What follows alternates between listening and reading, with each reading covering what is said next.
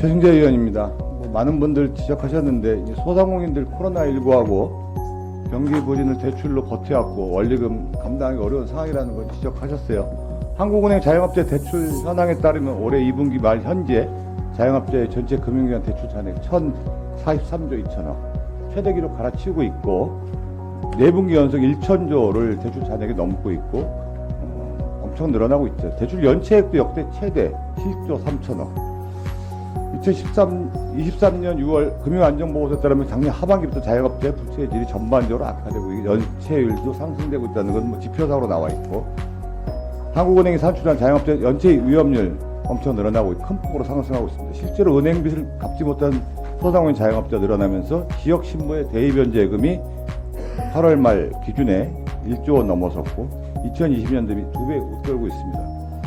이같이 소상공인 부실률이 폭증한 이유 중에는 먼저 문재인 정부 시절에 소상공인 손실보상 지원 대신에 지역 신보를 통해서 대출만 늘렸기 때문이죠. 코로나 방역에 따른 영업구제에 따라서 상당히 어려움이 가중되는 시절이었는데 그 당시에 정부 총리들도 코로나19 위기 극복을 금융지원 통해서 한다고 얘기를 했었고 은행들한테 기밀한 협력 주문했었죠. 그렇게 소상공인 자영업자에 대한 손실 지원보다 금융대출에 역점을 뒀습니다.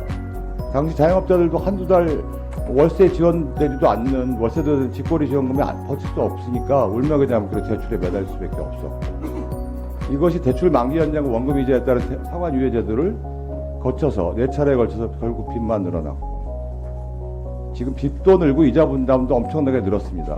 그래서 문재인 정부의 손실보상금이 충분히 지원되지도 않은 상황에서 자영업자들 빚으로 떠나다시피 했는데 이제 마치 소상공인 자영업자들이 시한폭탄 천덕교로 전락하고 있습니다.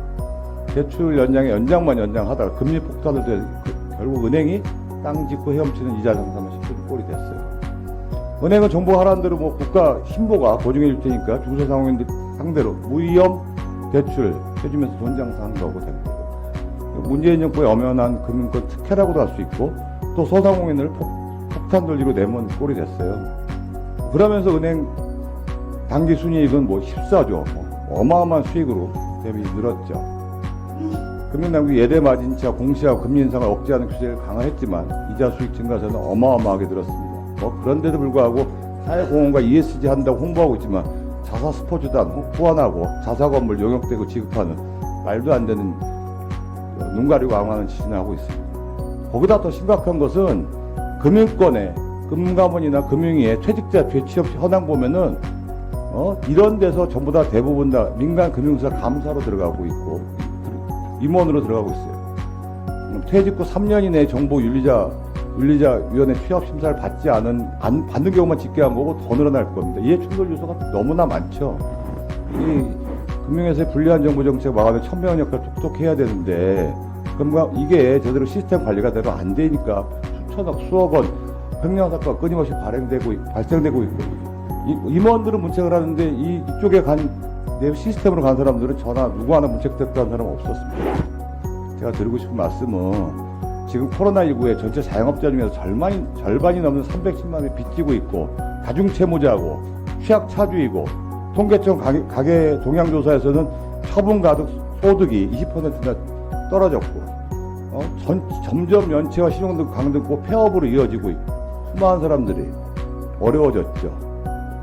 다 알고 있는 내용이죠. 지금 자영업자 부채와 관련된 부실률가 정말 많다고 그랬는데 지금도 이거에 대해서는 안정적이다 이런 얘기도 하고 과도한 우려를 자제하라는 그 얘기에 대해서는 의미는 알겠지만 현장의 목소리는 틀리다.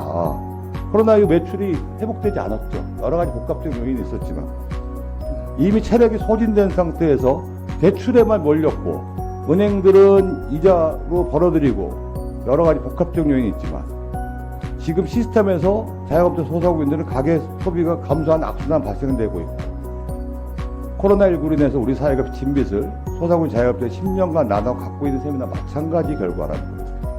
경영난을 호소하는 소상공인들이 긴급한 채무 부담을 덜어서 안정된 소득 개척으로 경쟁력을 가져야 되는데 물론 새 출발 기금도 하시고 노력하실 거 알겠는데 이런 식으로 계속 폭탄 몰리기를 하느냐 그건 안 된다는 거죠. 과거에 대출 몰리기하고 정책이랑 저는 잘못하면 틀릴 게 없다고 생각합니다. 이 합리적인 바람직한 금융지원책을 마련해야 된다고 생각하고, 그래서 저는 이 부분에 대해서 위원장님께서 제가 빠르게 종합적으로 몇 가지 말씀드렸는데, 솔직히 말해드리지 않는다면 이렇게 엄청난 이런 일들이 위험요소로 발생되고 있는데 다 망하고 없어지고 통계에서 사라져버리면은 특별됐다, 위험요소가 없어질 때 아니고요. 또 근본적으로는 나중에는 우리 지역 신고들도 다 기업 부실이 높아지고 세금이 늘어나고 금융법까지 문제가 생기고, 그걸 갖다가 공학교에서 시행량인 소상공인 자영업자한테 이건 뭔가 지킬 수가 없다, 이게 현실입니다.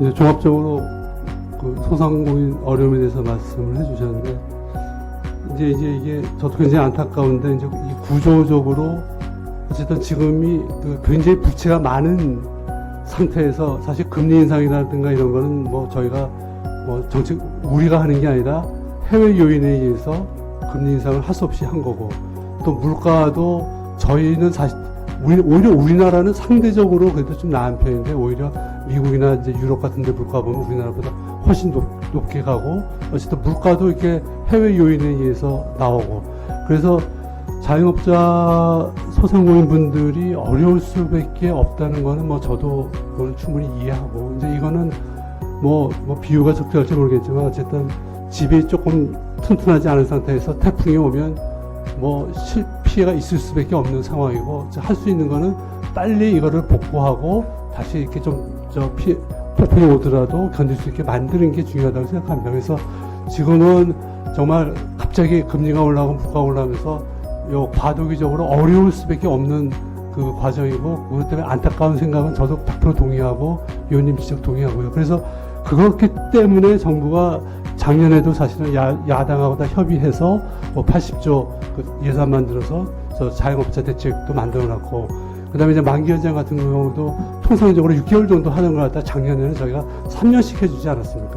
그리고 하다 보면 어려운 분들이 나타날 수밖에 없기 때문에 또 채무조정도 좀 할 수 있게끔 이렇게 좀 나름대로 뭐 하고는 있는데, 당연히 아직도 부족한 게 많고 어려움이 많으실 거로 생각하고, 요거는 어쨌든 경기가 조금 더 회복되고, 그 다음에 이제 뭐 관광객도 좀 돌아다니고 소득이 좀 회복이 되면, 그러면 이제 시간이 조금 걸리더라도 조금씩 나아지지 않을까, 또 그런 방향으로 나아가려고 이렇게 노력을 하고 있다는 말씀을 드립니다.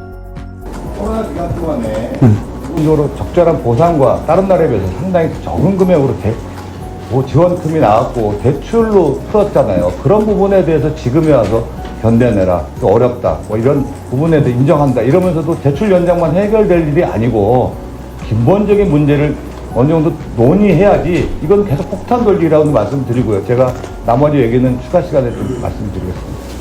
예, 뭐 대출 연장만 갖고는 안 된다는 것은 100% 동의하고요. 그리고 결국 이제 소득을 창출할 수 있는 능력을 좀 만들어줘야 되는데, 여태까지 그런 노력이 너무 부족했다, 이제 그런 생각을 저도 하고 있습니다.